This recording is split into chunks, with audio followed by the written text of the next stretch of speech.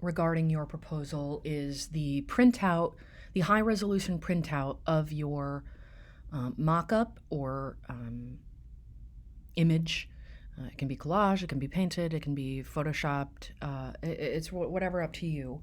But in that proposal, you need to not only have, you need to have a full page of this mock-up, but it needs to be on a field of white. So what I'm going to do is I'm going to open up a new image.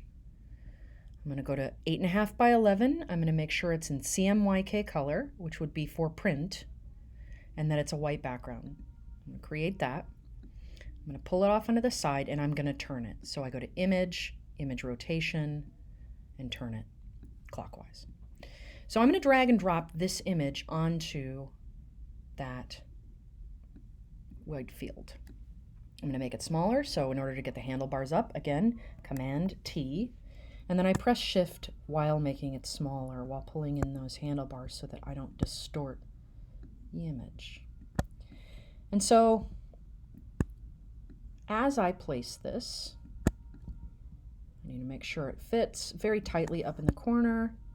Over to the side of my image, I'm going to be producing a palette. And so that's going to require a little bit of work. And so what I'm going to do is I'm just going to make a little square. You can make a circle, whatever you want. I'm going to make a little square, and I'm going to have a square for every color that I use. And so I'm not going to really think too much about white and black here. Those are easy to procure, and we should probably have enough of them. But I'm going to take the dropper tool, the eyedropper tool, and I'm going to think about the general color of this scheme here, which is pretty dominant. And so I'm going to move it around until I can get something in between, which is orange, and then I'm going to color it. I'm going to take my paintbrush, I'm going to color it, and that's one color. I also have yellow to deal with, so I'm going to make another square, try to make it the same size-ish. It's not the same size. And then I'm going to use the eyedropper tool again, find that yellow. It's a good pure yellow, which I can mix a lot from. Okay? And that should be good for my background. Okay? Yes, it gets a little browner, but I think I can be able to mix this from that.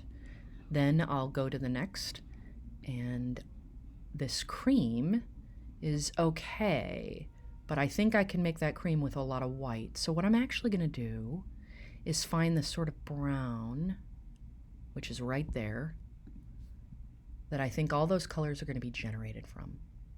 Try to make that again. And then I'll paint that brown right there. And that's pretty much what I can paint that entirety of that head with, adding white in order to get that cream. And then that black I'm not going to kind of worry about just yet. And then we'll go to the next figure, and that's a sort of a purple brown. And so I'm going to try to find the middle ground of that right there. I'll make another square. Move that square up a little bit with my arrows. I feel fine about that. Doesn't have to be perfect. And then I'll add that color there. And honestly, I think I probably could do all of that with that palette. So what I will do is, just to inform me, I will need white and black. And so I'll just place my square. Use my dropper just in case, because I will mix it, of that deep, deep, almost black. And then I won't bother with the white. So what I'm going to do here is I'm going to save that as a JPEG, save as, and it's going to be called rendering underscore color scheme. And you're going to save that as a JPEG, and then you're going to print that out for your proposal. You're also going to save it as a digital image, because I'm going to have you make a PDF of everything in one, so it can be in a simple email. Close it out and be done. Thank you so much.